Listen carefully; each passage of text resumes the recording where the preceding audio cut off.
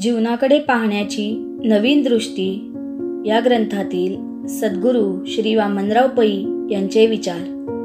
विषय उपासना.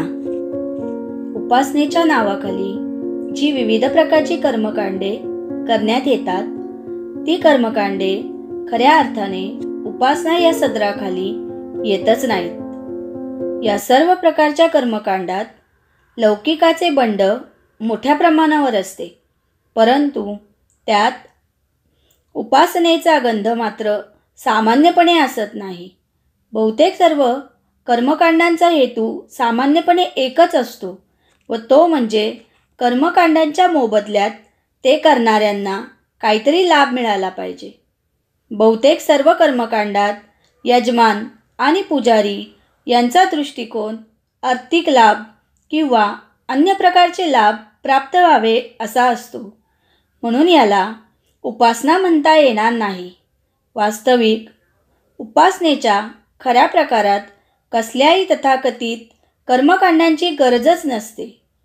त्याचप्रमाणे उपासनेच्या खऱ्या प्रकारात पत्रम, पुष्पम, फलम, तोयम या गोष्टीसुद्धा आवश्यक नसतात. थोडक्यात उपासनेच्या खऱ्या प्रकारात कसल्याही लौकिक उपाधींची गरज नसते. उपासना या शब्दाचा अर्थच उप म्हणजे जवळ आणि आसन म्हणजे बैठक असा आहे. याचा अर्थ असा की साधकाची बैठक देवाच्या अगदी निकट असली पाहिजे.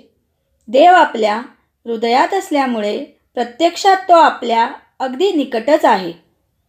निकट असलेल्या देवाला अंतःकरणात अटक कसा करायचा हे न समजल्यामुळे सर्वसामान्य लोक देवाच्या उपासनेच्या नावाखाली कर्मकांडांचे अवडंबर माजवीत असतात.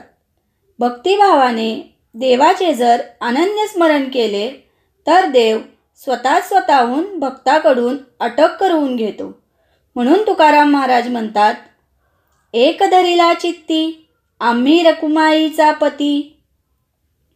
चित्तात देवाला धरायचा कसा ही गुरुकिल्ली सद्गुरू साधकांच्या हातात देतात. किंबहुना अशी गुरुकिल्ली जे साधकांच्या हातात देतात त्यांनाच सद्गुरू असे म्हणतात. थोडक्यात खऱ्या उपासनेचे वर्म आणि मर्म आवडीने भावे देवाला निरखित तन्मय होण्यात आहे. विठ्ठल विठ्ठल. जय सद्गुरू. जय जीवन विद्या.